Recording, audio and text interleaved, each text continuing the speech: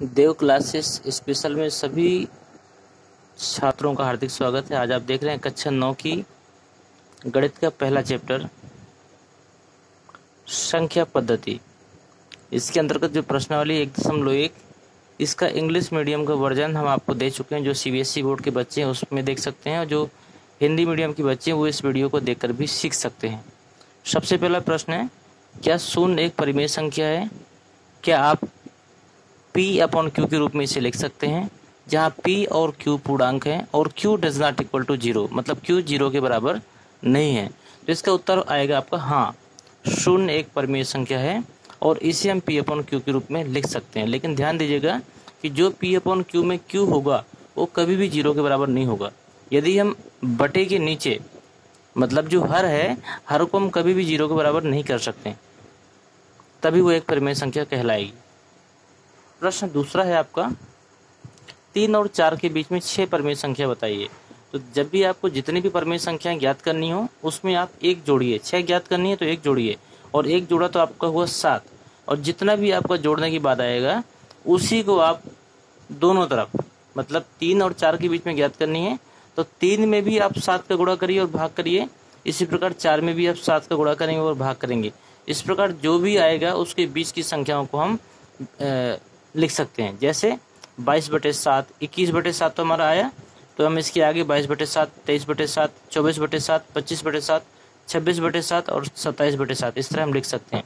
और इसका दूसरा तरीका एक और भी है, जिसमें 3 और 4 के बीच की परिमेय संख्याएं ज्ञात करनी है, तो इसको हम पॉइंट में भी लिख सकते हैं। जैसे 3.1, 3.2, 3.3, 3.4, 3.5 और 3.6। इस प्रकार आपका दूसरा प्रश्न 2 तरीकों से हमने बताया। उम्मीद करते हैं ये चीज़ें आपको समझ में आई होंगी। अगर वीडियो अच्छा लगे तो इसको लाइक करते जाइए और सभी छात्रों से सब्सक्राइब भी करवाते चलिए। अगला प्रश्न हमारा तीसरा, 3/5 और 4/5 के बीच 5 परिमेय संख्या बताइए।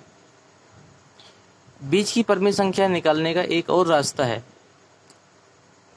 वो ये है कि ये तो आप जैसे 3/5 है, इसको आप दशमलव भिन्न में बदल लीजिए। दशमलव भिन्न का मतलब 5 का भाग देने पे यदि आप का दशमलव में पूरा भाग जा रहा है तब तो आप रख दीजिए।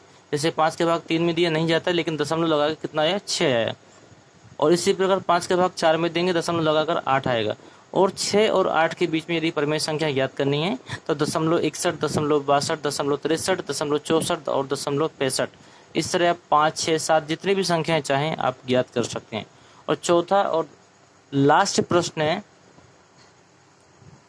कि नीचे दिए गए कथन सत्य है या असत्य, कारण को अपने उत्तर सहित बताइए। जैसे पहला प्रश्न है, प्रत्येक प्राकृतिक संख्या एक पूर्ण संख्या होती है। तो ये बात बिल्कुल सही है, क्योंकि सभी प्राकृतिक संख्याएं जो भी होती हैं वो 0 के संग्रह से भी पूर्ण संख्या बनती हैं। तो ये बात आपकी सत्य होगी। और दूसरे में पूछ रहा है, प्रत्येक पूर्णांक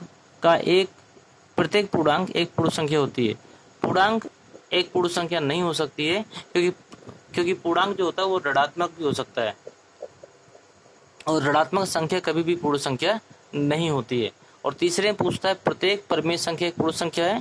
तो ये भी कथन बिल्कुल असत्य होगा, क्योंकि परिमेय संख्याएं बटे के रूप में होती हैं, बटे के रूप में भी हो सकती हैं, और ऐसी संख्याओं को हम पूर्ण संख्या नहीं कहते।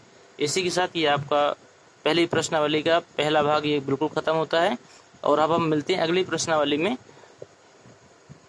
अगर वीडियो पसंद आया तो आप अधिक से अधिक छात्रों तक इस वीडियो को शेयर करें, चैनल को सब्सक्राइब करें, वीडियो को लाइक करें और एक छोटा सा कमेंट भी लिखकर जरूर भेजें।